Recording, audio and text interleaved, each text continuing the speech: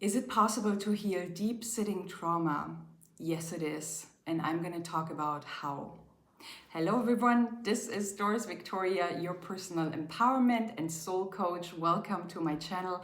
If you're new here, please subscribe. Please like my videos. Share them with loved ones if you feel like you know anybody that could benefit from those videos.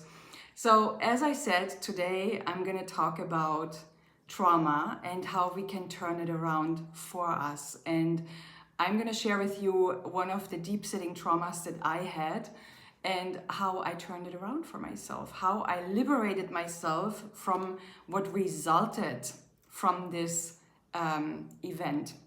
So I left my home country, Germany, when I was 19. And I still had my room in my mother's home. So we were 3 girls and my dad left earlier when I was 13 actually. So I had my own room at home and I was a painter. I loved painting portraits when I was a child because there was not a lot of emotional engagement in our family. And so I often felt alone with my expressions, with my feelings. And so what I did is I started painting, I started drawing faces with emotions, and I expressed everything about these emotions that I felt within in these faces. And I actually was pretty good. I won competitions. I remember my dad was very proud of me because I drew horses as well and landscapes, of course. But my favorite was human faces with expressions, with feelings. And I remember my dad sending in drawings of mine for television competitions, and I won first prize for some of them. Anyway, they were my treasure, and I had loads and loads of them. And I had them in one of my wardrobes at home. And when I left, I went by car, so I moved to Spain on my own. I left my family, as I said, at the age of 19, moved to Spain to start my life there, because I always knew that Germany was not the place that I wanted to be. I did not necessarily feel home there where I was and with the people that surrounded me. So I knew that to find myself, I had to move away. Because anyway, every travel that you do is always bringing you back to yourself, right? So that's the intention. That was the intention. So, okay. And then one day after, when I could afford the plane ticket, I actually flew back to my home country and to visit my mother. And at that time, I still stayed at my room in my ancient home. And so when I arrived there and I opened my wardrobes because I wanted to look at my paintings, they were my treasure, they were everything for me. They were my childhood in a way. Nothing was in there anymore, and my room was renovated. And I was asking my mom, where are my paintings? And they were not only my drawings, my paintings, all my fashion designs, because I was doing a distance studies as a fashion designer at the time as well. So I had a lot of, my own creations.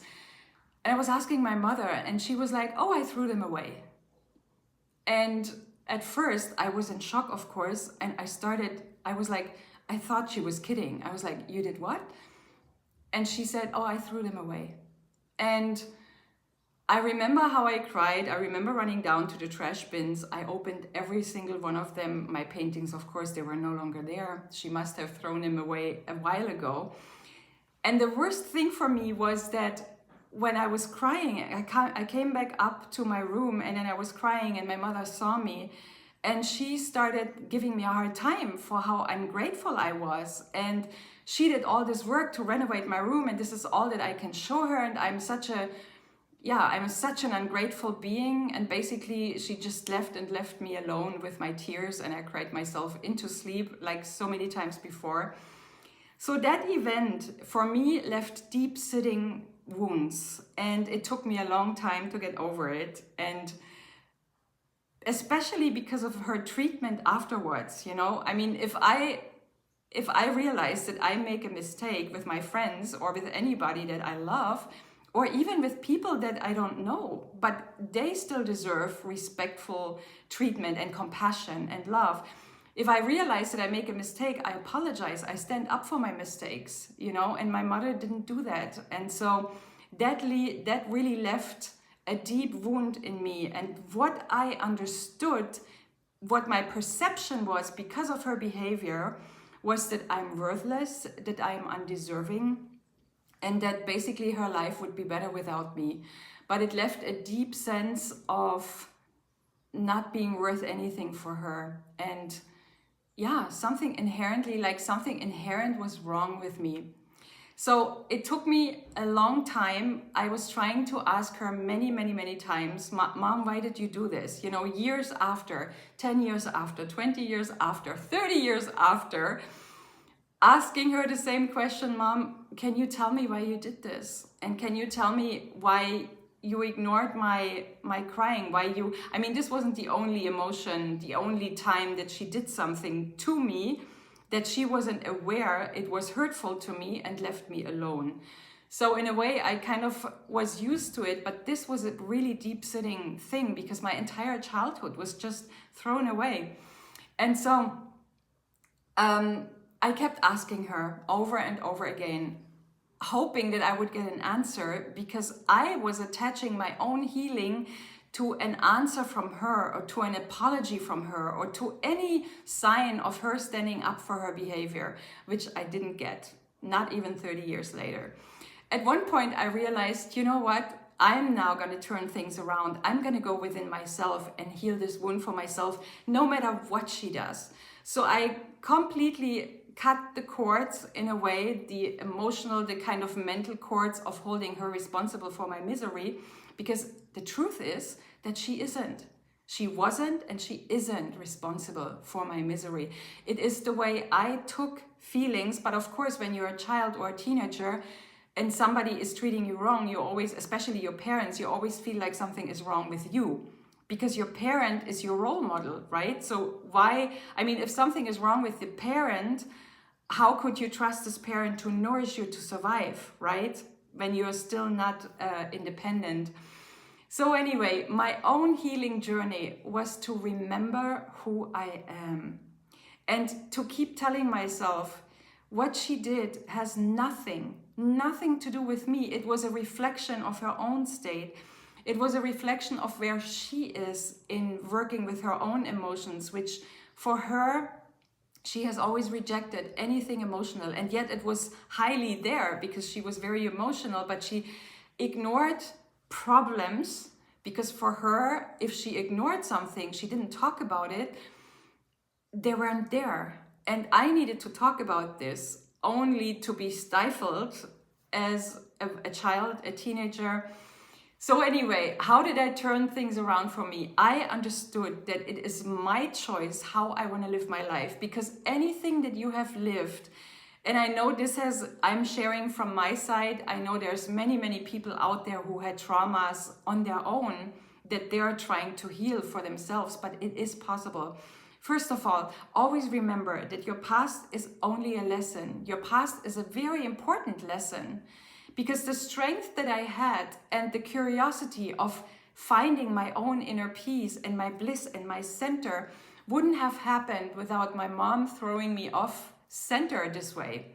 So the past is a lesson. It is not a life sentence. And this is what we need to understand now. And I feel like this November has been so healing for all of us, because this November in a way was showing us, or it was kind of like an activation of old souls.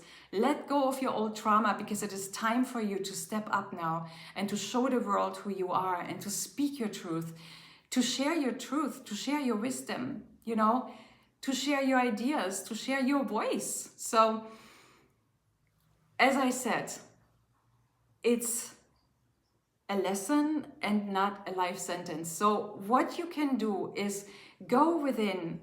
Be the divine parent for your inner child. Whatever your inner child has suffered from, be the divine parent for it.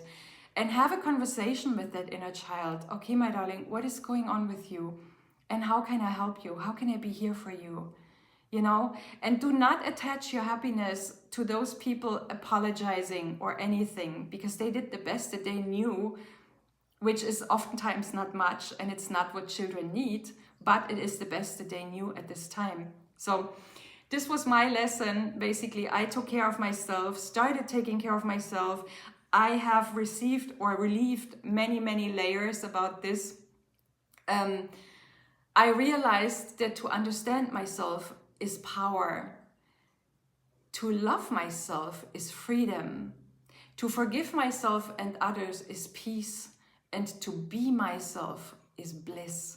So I started realizing, okay, who am I? When I had this conversation every evening, every morning, every time when I felt sad or when kind of like this trauma came up again, I took care of my inner child. I was just imagining a golden mother holding this little baby or this little child and asking her, okay, what do you need from me now? How can I help you? How can I be here for you? I'm here for you. I'm not going to leave you. You can trust me. And then this inner child basically is guiding you through your own healing. Also allow yourself to cry. If you feel like you need to cry, allow it. If you are righteous, if you are angry, do anger dances or rage dances. This is what I did. I kind of danced my anger, my rage out of my body. And dancing is so healing, and it is good for your body at the same time because you're releasing a lot of energy. So I danced, I was taking care of my emotional body, of all my emotions, because there wasn't only sadness, sorrow, anger, rage around this. But as I told you before, there was this deep feeling of unworthiness and of undeservingness. And I have big dreams and big ambitions, and I know that they have always been waiting here for me. And as long as you don't feel worthy and deserving of the life that you want so much, as long as you have not taken care of those traumas, it is kind of difficult to manifest, because we have this, every thought is emotion. Even unconscious thoughts are emotion, vibration.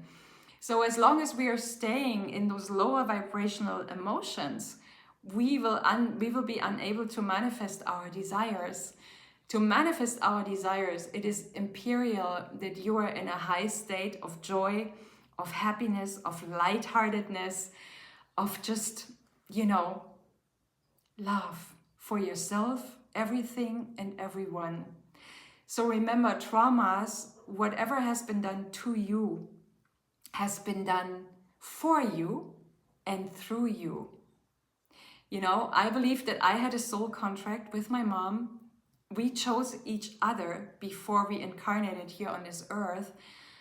In a way, I kind of knew what she would do to me. What I felt back then was like a crime towards a child, no emotional engagement, no emotional support. But I know now that there's so many people on this planet that have been growing up this way and still feel the deep sadness, like something is missing in their lives. And you start to become whole when you take care of what is missing in your life, when you no longer make yourself dependent on other people or on others for the approval that you need. Give yourself the love and the approval that you need, like I did for my inner child. I asked my child what it needs, and every time it was asking something, I gave it the best I could. And I'm still learning, I'm still moving through, but I'm getting better and better. And I'm so grateful today because I have come back into this state of joy, into the state of wholeness, where I feel like I am whole, I am complete, I am enough, and I can take care of myself. So this is what I wanted to share with you today. As you know, I'm an empowerment and a soul coach. And if you need support on your side to heal your traumas, or if you need just an understanding, open heart to listen to you, let me know. Write me a PM or write me a message in the comments below, and we will connect. And it would be my pleasure and my honor to support you on your journey, on your own personal journey to healing and wholeness and merging with your soul. Because your soul is your light, it is your power, it is your energy, it is your intuition. It is that deep part in you that is never going to leave you. And when we connect with that part within us, anything is possible.